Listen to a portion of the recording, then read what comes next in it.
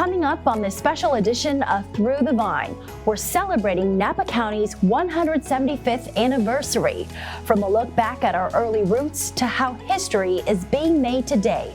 Join us as we mark this major milestone. Welcome to Through the Vine, the official Napa County newscast. I'm Linda Weinrich, Communications and Public Information Officer. It's a new year and a big year for us as Napa County celebrates 175 years.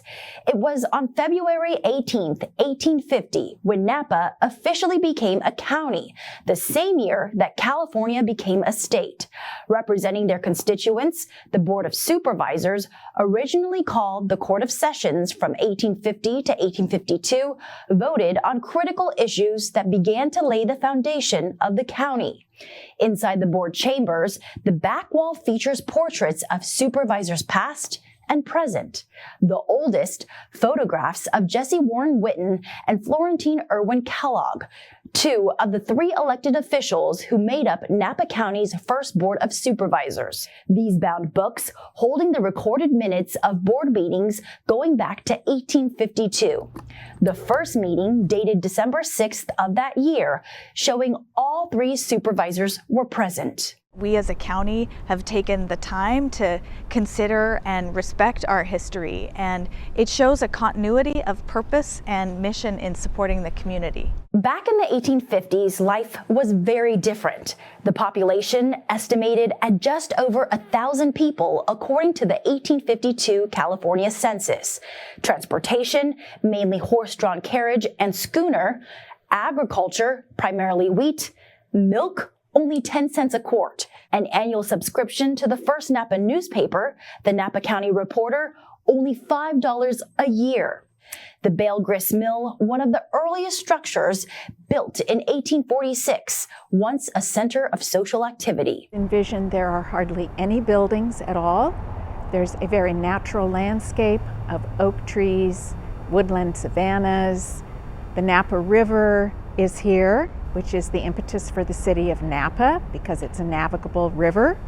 This is the earliest official map of Napa County from 1876, showing land ownership, roads, and railroads. Napa was the first city to be incorporated by founder Nathan Coombs in 1847, followed by St. Helena, Yountville, named after frontiersman George Yount, and Calistoga.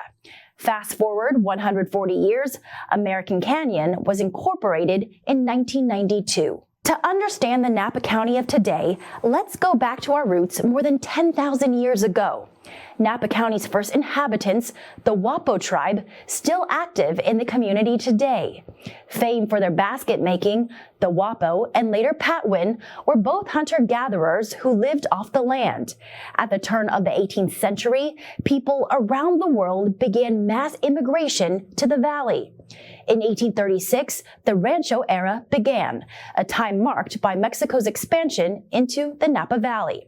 The historic Rancho boundaries shaded in colors on this 1876 map. As the population boomed, so did the diversity of the county.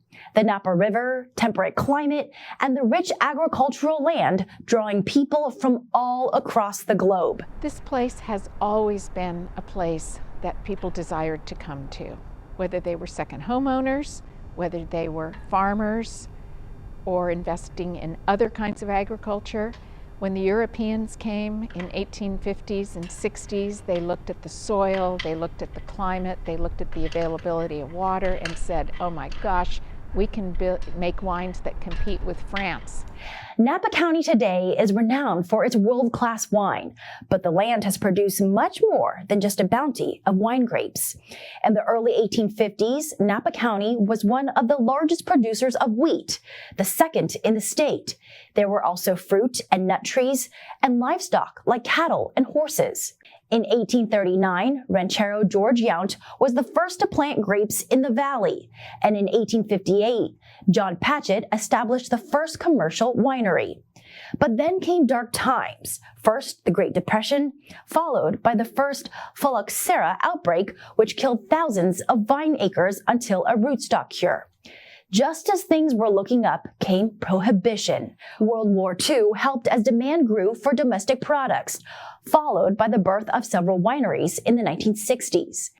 In June of 1976, a decisive event that would catapult Napa Valley to stardom. A blind tasting in Paris pitted California's best Cabernets and Chardonnays against France's top wines.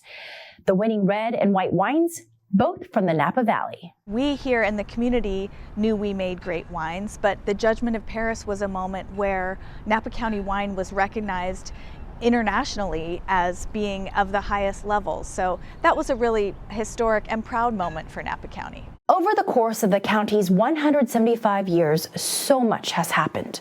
One of the earliest physical structures, Napa County's first courthouse.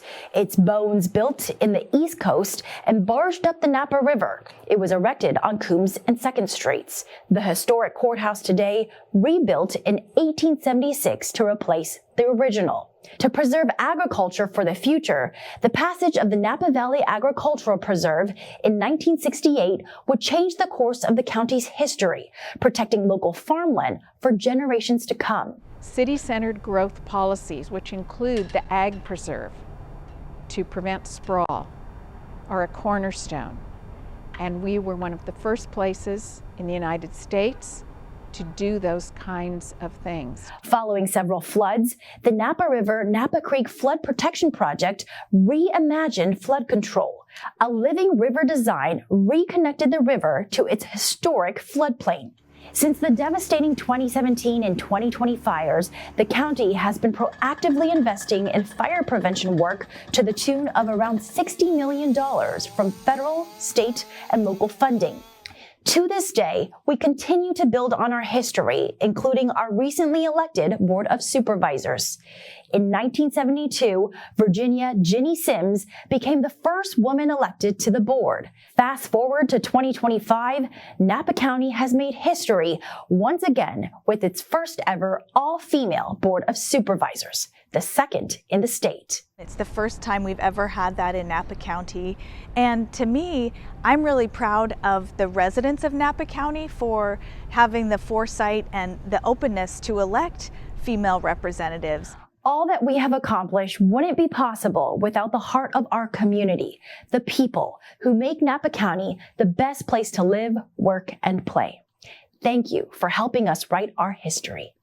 To learn more about the county's 175th anniversary, visit countyofnapa.org and follow us on Facebook, X, Instagram, YouTube, and Nextdoor. Thank you for watching this special edition of Through the Vine. I'm Linda Weinrich. We'll see you next time.